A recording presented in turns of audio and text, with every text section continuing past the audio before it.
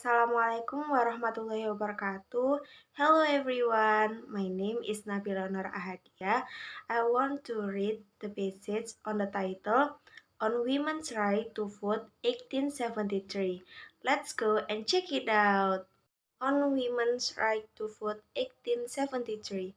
Fellow people in this here world, I stand before you tonight under indictment for the alleged crime of having voted at the last presidential election without having a lawful right to vote.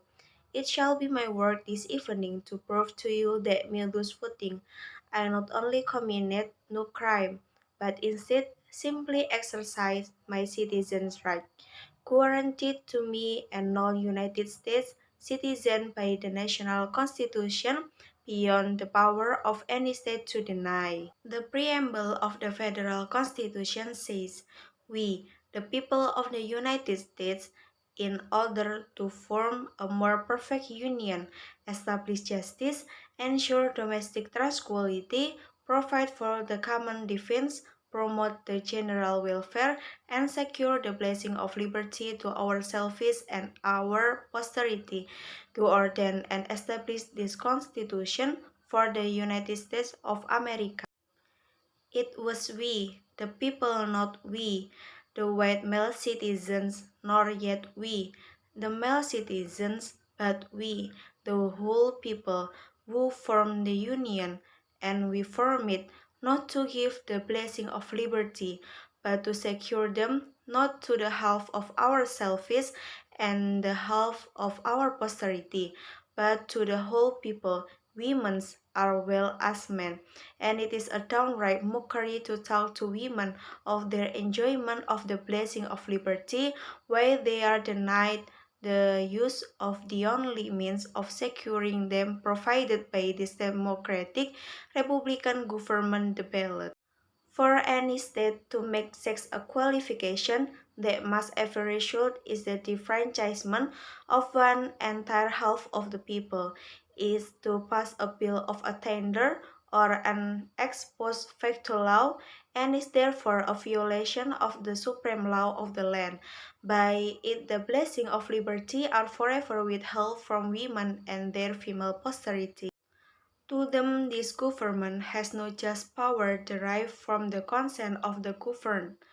To them this government is not a democracy, it is not a republic, it is an odious aristocracy, a hateful oligarchy of sex, the most hateful aristocracy ever established on the face of the globe, an oligarchy of wealth, where the rich govern the poor, an oligarchy of learning, where the educated govern the ignorant, or even an oligarchy of race, where the Saxon rules the African, may be endured, but this oligarchy of sex, which make father, brothers, husband, sons, and oligarch over the mothers and sister, the wife and daughter of every household, which ordain all men sovereign, all women subjects, carries dissension, discord, and rebellion into every home of the nation.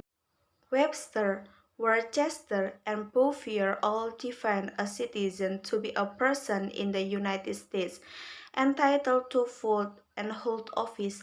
The only question left to be settled now is, are women persons?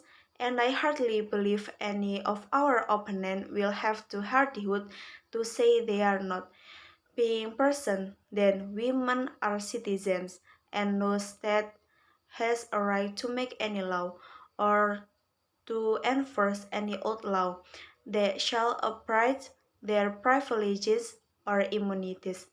Hence, every discrimination against women in the Constitution and laws of the several states is today null and void.